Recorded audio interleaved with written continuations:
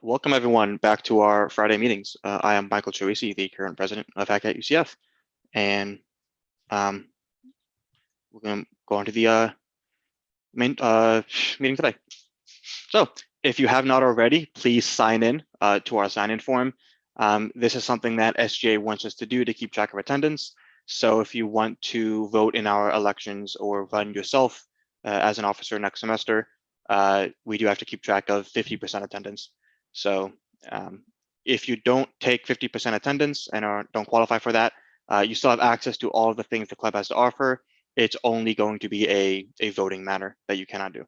Everything else that we do, the Friday meetings, the workshops, ops, it's all open to you as well.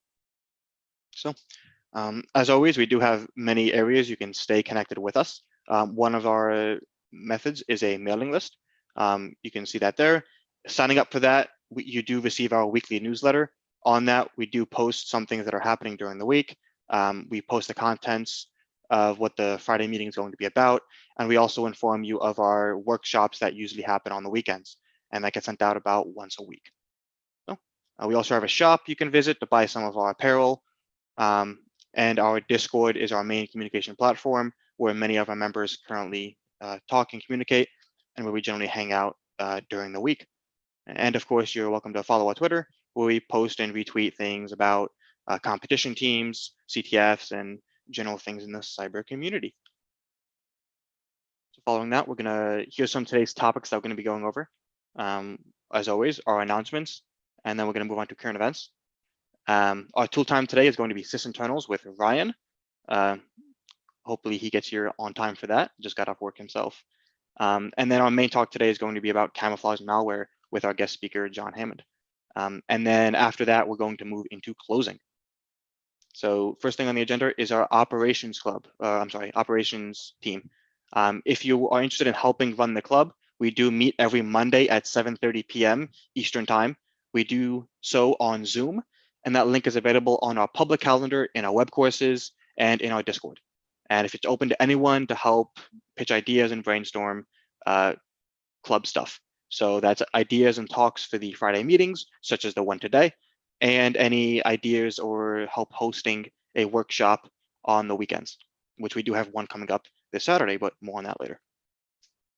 So the main announcements today are going to be 2 CTFs, followed by a new release of a Hack the Box Academy, something new that came up recently, and our final call for the t-shirt and hoodie design competition. So first thing here, Hack the Box University CTF. What is this? It's a CTF Jeopardy style competition. It is hosted or is starting on Friday, the November 20th, and it goes until Sunday, November 23rd. And this is a Jeopardy style CTF. So what that means is you're given a list of categories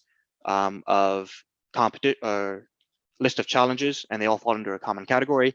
So categories such as PWN, RE, forensics, and stuff like that. Pick and choose the challenge you want, and the more harder the challenge, of course, the more points that it earns the team. Top teams, you get Hack the Box swag, parrot security stuff, and some DigitalOcean credits if you place in, like, I think the top 3. There are still 4 spots open on the team that we're gathering together, a total team of, I believe, 10. And if you're interested in joining that, please contact Jeffrey or Sachin in the Discord. Please do so by the weekend. On Sunday, it is the deadline to register and finalize the team structure. So if you're interested in doing so, please don't delay too long so we can get that team finalized and set up and registered. There is another CTF happening, the Affinity CTF, happening this Monday and Tuesday. We're not forming an official team for this one. It's going to be at your own discretion if you would like to participate. It's designed as an introductory CTF, and you're welcome to compete individually or as a team. There may be some prizes, but you have to check the website to see the conditions around that. I believe it also requires attendance for the other conference they have, but all that details you can figure out on their actual website. And this, again, is going to be a Jeopardy style CTF with the URL posted there. Please make note that the time here is in UTC. So 1800 does convert to about 3 or 4 p.m. Eastern time, depending on daylight saving stuff, however the math works out, -4, -5, depending. So just make note of that. That is Monday and Tuesday. So if you're not too busy in the beginning of the week and want to do a CTF, this is the one you can knock out yourself or with a group of friends and do that. And what was recently, I believe, released over the past little bit, Hack the Box now has their own training resources for things like CTF and pwning. So it's a guided learning platform, which is super great because it's not just giving you something to play with, it's actually teaching you how to do certain tasks and walks you through the process for completing such modules like we see here.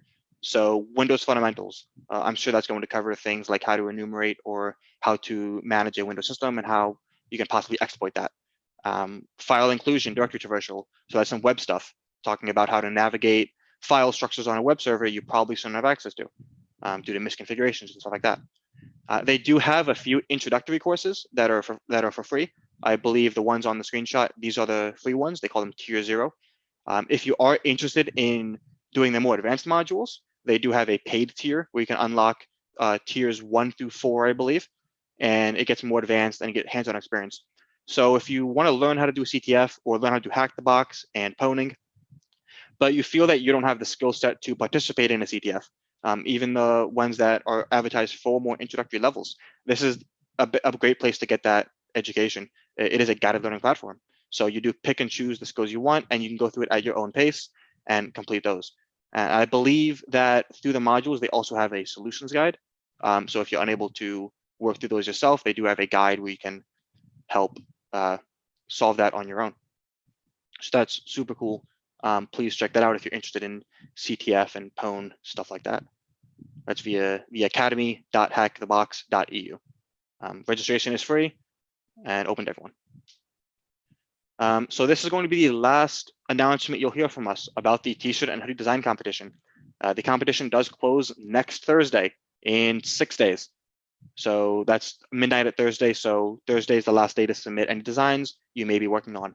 That next Friday, we will then submit the designs forward for a vote of our membership.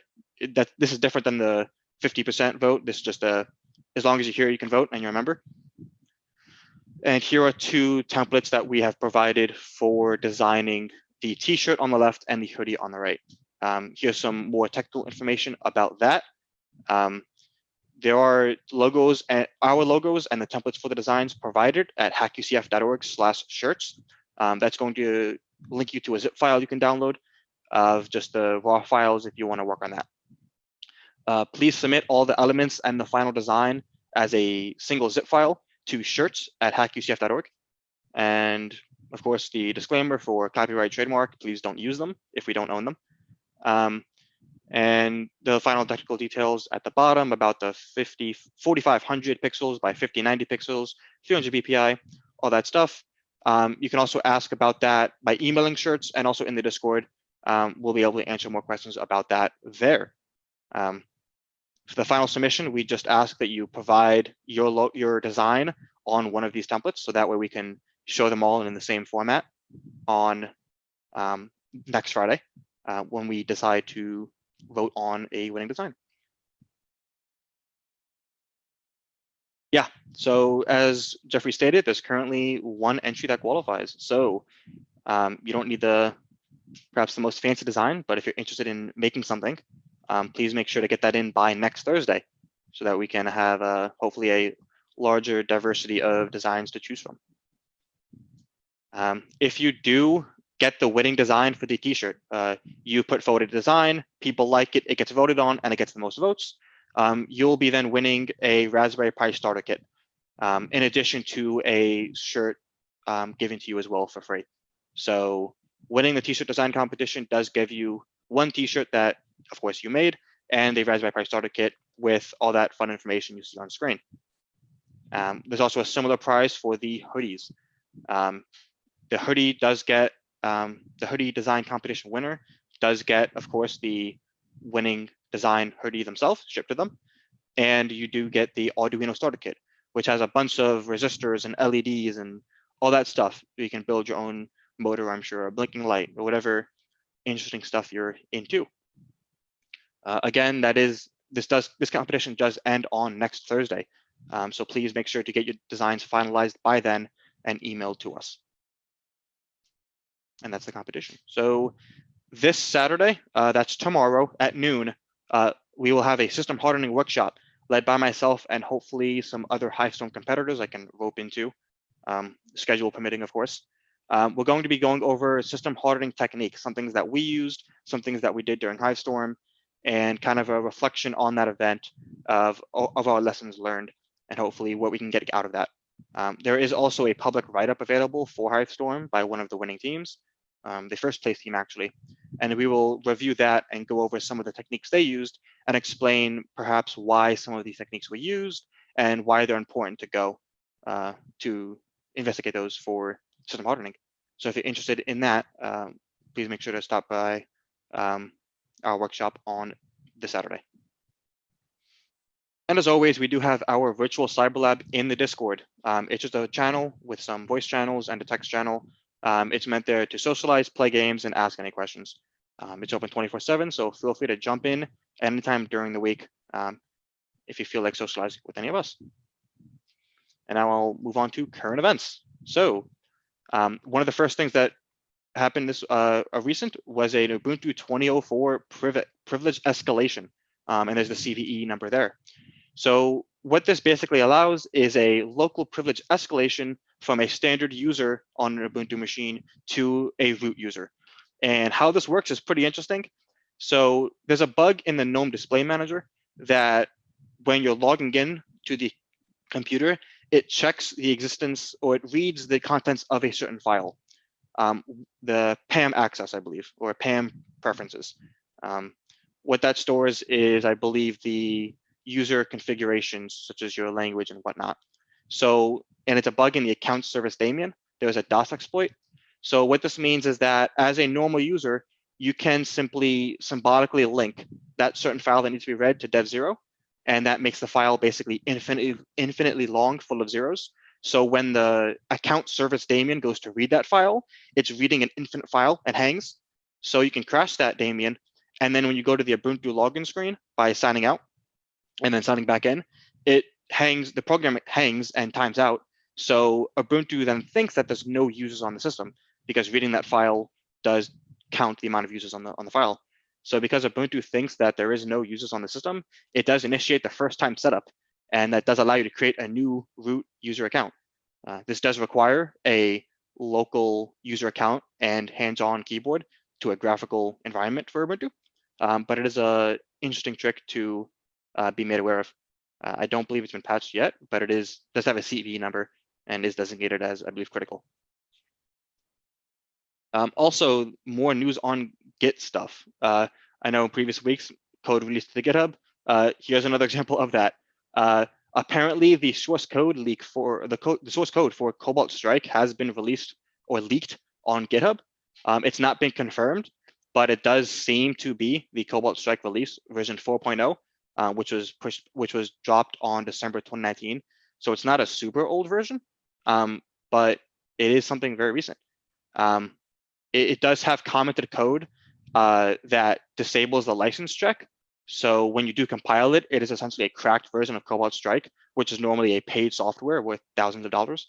And this is used by red teams and penetration testers to manage their fleet of compromised systems and send commands to them. This is very much used for C2 traffic and stuff like that. So unconfirmed as to if it's the legitimate source code, but it seems to be, and it's very interesting that this was then released. And of course, we wouldn't have current events without a data breach of some sorts. Luxottica just suffered a data breach back in August of this year. So this is a I believe, eyeglass manufacturing company with multiple subsidiaries. I believe LensCrafters, eyewear, or something like that. You can look up the company and find all their branches that they have and departments or distributions. They did have a breach in the appointment scheduling application, and it was compromised. And the very specific number of 829,454 patients were compromised, or their information about them were compromised. If you had credit card numbers, social security numbers stored in the system, those were leaked, doctor's notes, all that good stuff that shouldn't be really in the public. They said at this point, anyone who's been affected should have been contacted. But if you believe that you were compromised and did not get an email, you're welcome to go to the website and call the support number and ask more information about that. Yeah, they are the largest eyeglass manufacturer in the world. So if you go to regular eye exams to one of their companies, then it's possible your appointment information was leaked and information along that. However, given the largest eyeglass manufacturer in the world and less than 1 million patient records, I'm not sure how that plays out into the grand scheme of total customers, but it's still almost 830,000 people, which is still a lot. And now we'll move on to tool time with Ryan. Everybody hear me? Yes. All right. So this week I'm going to go over Microsoft Sysinternals for tool time. Next slide. So what exactly is Sysinternals? It's a set of tools that were created to help you kind of diagnose issues with your computer. It was created by Mark Russinovich in 1996, who was a Microsoft employee. He actually writes a bunch of articles through a Microsoft TechNet blog about how these tools are used in kind of like real scenarios. The link for the tools is right there. It's live.sysinternals.com. Next slide. So there are a bunch of different tools and way too much for me to go through. So I'm just going to go through 3 of the most common ones that I've seen. The first is auto runs, which shows you all of the processes that are scheduled to start at boot on your computer, whether they be through the task scheduler, whether they're a service, or even if they're in the registry. And it actually has integration with VirusTotal. So any kind of like software you think shouldn't be there as a virus, you can actually just scan the hash with VirusTotal and it will tell you about that. Diskmon is there to kind of monitor your disk usage on like hard drives and whatnot. And then there's ProcDump, which will capture process dumps, what's going on with processes. It's really helpful for finding out why CPU spikes are happening, finding out why a certain program is kind of hanging when it shouldn't be. Next. There are a lot of different use cases for these tools. The first is kind of system administration. There are a lot of good tools for monitoring in here. So you can kind of see what resources you have that aren't, performing as they should. It's also really good for logging. If you're into software development, it's good to check to see how optimized your software is for, Windows. And in cybersecurity, it's great because it can show you kind of malicious processes or software that's running. And it can even show you kind of unsecured network shares and other kind of network processes going on. And it's very heavily used for CCDC on like the Windows side of things. Next.